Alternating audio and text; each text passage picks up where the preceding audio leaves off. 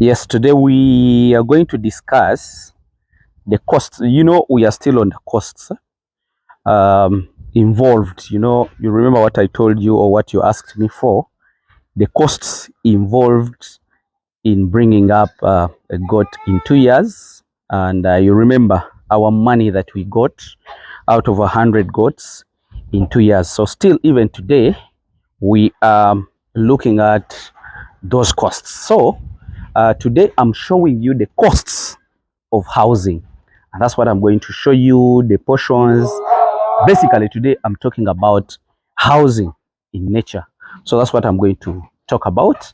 And you get ready with your pens so that we can have a look at that in particular. The housing, basically today, that's what we're going to discuss about. I want you to look at this. I want you to look at the materials of doing the housing. I think you can see you make your simple house. I've told you many times that the goat's house is all about ventilation, but it's not all about the material that you use. Even if whichever cheap materials that you're using, but basically what we need is the ventilation. Look at my house. This house, it has a capacity of holding over 600 goats. But guess what? It is very cheap. I'm going to show it to you. I think you can see with the materials that we use. We are using chain link and we are using wood, not using a lot of wood. So where we are entering from, this is what they call the exercising yard. Sorry, this is what they call the spraying yard. That means an animal, if you bring in an animal, before it enters into your flock, you have to spray it. So that means if you're spraying it, you're trying to prevent the diseases, the ticks and everything. You're eliminating them from here. That is one of the portions. I'm telling you, I'm going to give you the details of the housing. We have many partitions. The technical house is supposed to have different partitions. So this is one of the partition. Never forget to have it on your farm. That is what they call the spraying yard. We do the spraying every day. So now, this is the entry in the house, and there is a reason. I think you can see from the entry, we are putting it at one side. The reason why we are putting it on one side, goats have mind of corners. They easily move to the corner than moving to the straight line. I'm telling you the truth. In this house of mine, one person can make these animals enter into that crash because they know what is happening in the crash. It is not good. Of course, we are going to suppress them. Of course, we are going to spray them, or maybe we are going to vaccinate them. So none of these animals really want to go into this crash. That's why when we are building, we make sure that at the side, that's where we put the crash, and the entry is supposed to be at the corner. So you see where I am? This area, the whole of this area, you see, it is what we call the exercising yard. Most of the time, the reasons why you people, you lose goats, you get a lot of miscarriages and so on, because you don't put exercising yard on your houses. Goats mentally, they really love to be outside. So this is the yard. Actually, on your flock, on your house, this is what is supposed to be the biggest part of the house. The bigger the exercising yard, the more animals you can put. Shelter doesn't matter a lot because they only want to be there within the shortest, they really want to be there the smallest time, and you only force them. If it rains, that's when they can go in there. But mostly, they enter there by force. So you see what we have in the exercising yard. I think you can see this is a small shelter to protect the feeds. Like for people who do zero grazing, like me who does semi-intensive, we need to have these troughs so that we protect the grass or the feeds from getting the direct rains. So this is the car shelter. Then, so basically, the underground is a trough, and that's what we are using. And even others, those ones you see, those are all troughs, basically. So, those ones you see, we really love our kids to go and jump on those tires. We are just creating happiness. You see, goats really love to stay in this kind of condition. I'm telling you the truth. I've sold many animals, but I've never sold a goat's house. I've said that many times. I've said it many more times, and I'll always be saying it. So basically, in the exercising yard, we have the troughs. Those are the ones I've showed you, and we also have what they call the water troughs. I think you can also have a look at them. Those are the water troughs. We even put a salt there. These guys are very comfortable. They can take their salts. They can take their water. Do you see where they are? We have confined them by force because we need to do some activities. Like today, we confine them here, eliminate the kids, put them in the kids' pen. Then we take them into the spraying yard because we don't spray kids together with mothers. So those are the portions. So we are going into to show you. How many portions have I talked about? I've talked about of the spraying yard. I've talked about exercising yard. And now I'm taking you into the shelter. This shelter is supposed to be as simple as you can because goats only go there when they really want to go into that shelter. Basically, other times, most of the time, we force them to go into this yard. So guys, let this man come in and then I show you what exactly is happening inside the yard. So we have now entered.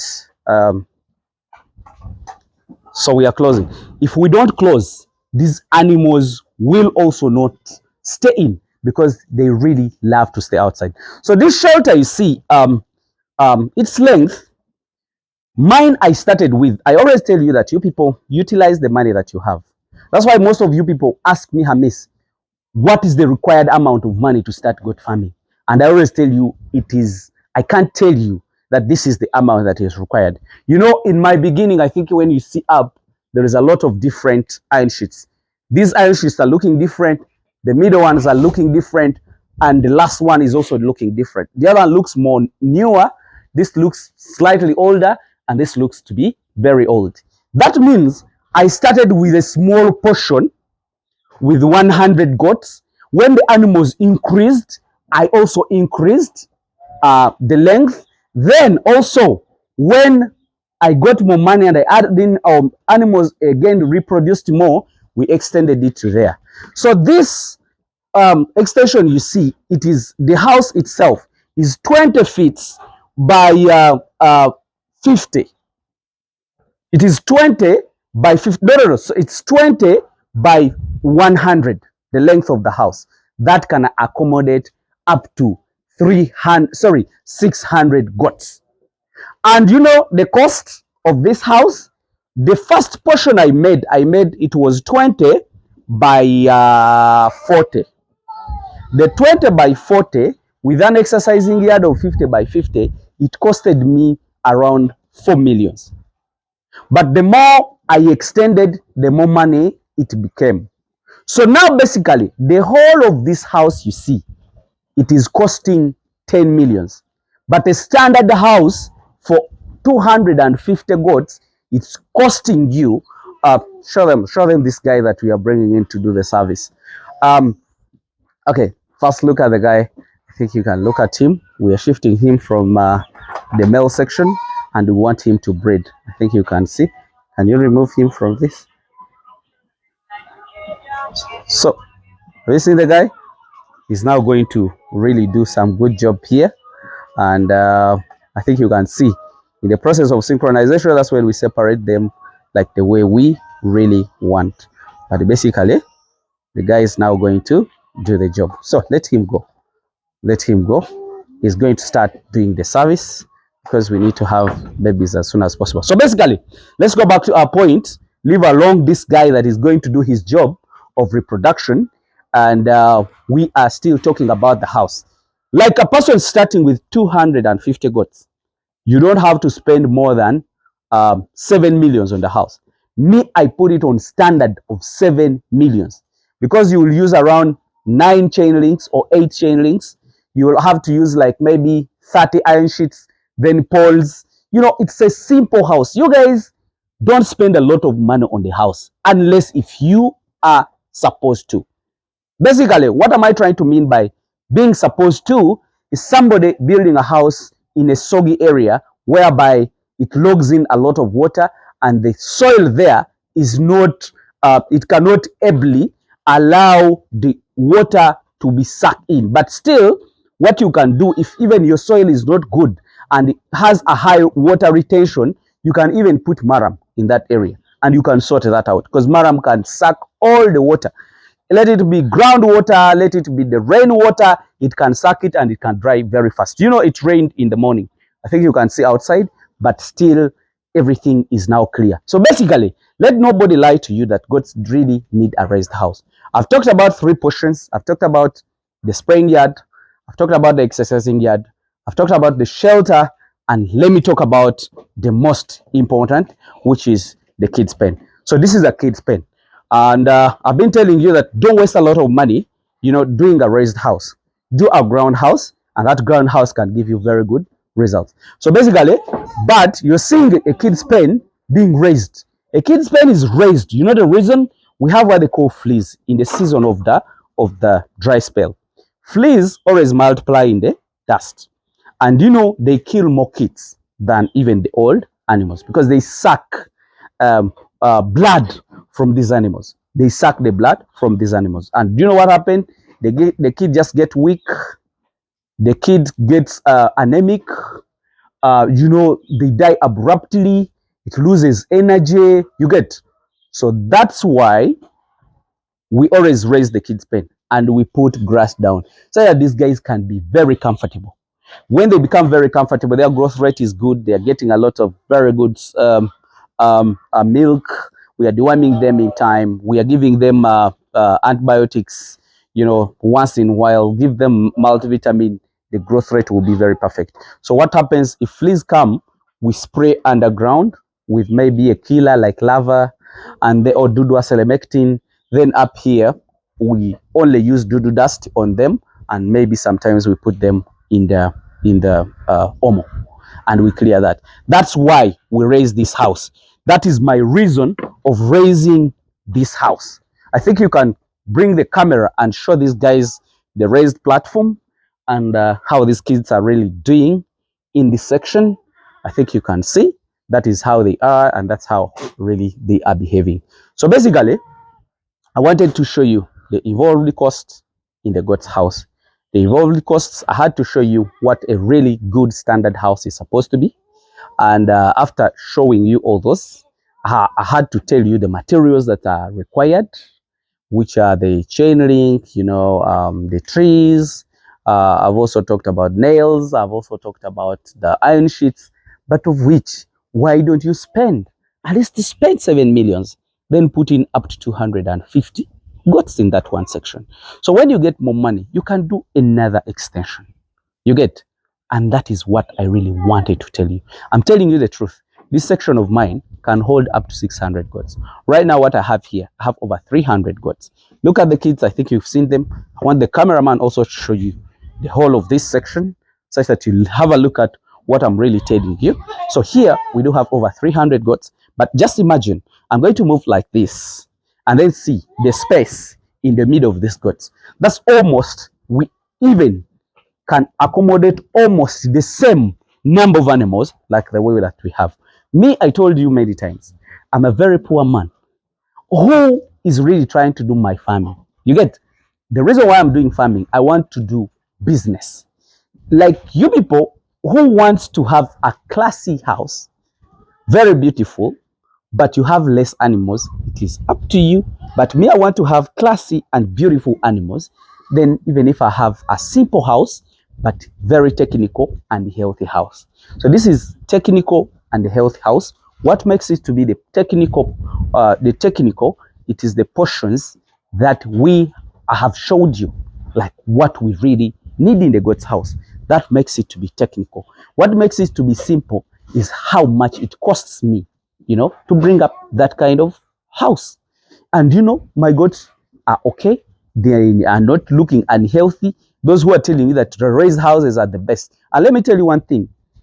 If you're doing, let's say you have the money, because I can't say that all of us, we are supposed to sleep in, let's say, the ground houses. Some of you might be rich and you really want to stay in the flat. It is still the same with goats houses, that they can as well stay in the ground house or stay in the flat, like the way you want to do the raised house. But still, when you're doing the raised house, make sure that you put a very strong pillars, because these animals are too heavy. These animals you see, they weigh up to 60 kilos, others 80, 120 kgs. Just imagine somebody telling you this is a raised house of 1,000 animals, but even the pillars are very weak. You get that means you're going to keep doing the repair all throughout the year. So basically, let's have value for money. Let's know what we really want. And also doing a raised house, it's really a very good idea because this thing will be looking so pretty and nice, which is not bad. How do you feel if you take your guys and you really have a very good fancy house for a goat? It's the same way. Like Hamisa can take you to my farm. You find a grass hatched house. You go to somebody's farm and you find a very huge and nice flat. You get? That's what I'm trying to maybe explain to you. We can do all that. We can have all that, but look at how the project is going to accumulate the money. First accumulate the money, then finally you can do the fancy. So basically my conclusion is, let's do goat houses not more than 8 millions. If you go beyond, okay, do 10 millions on the house. So that's what I really wanted. These are my boss. This is my boss section. This is my the mother flock. Look at the babies that are now there. So basically, I'm doing business. The moment you see reproduction taking place, you're really getting a very beautiful time. Let me just wish you the best, you guys, and bye bye for now.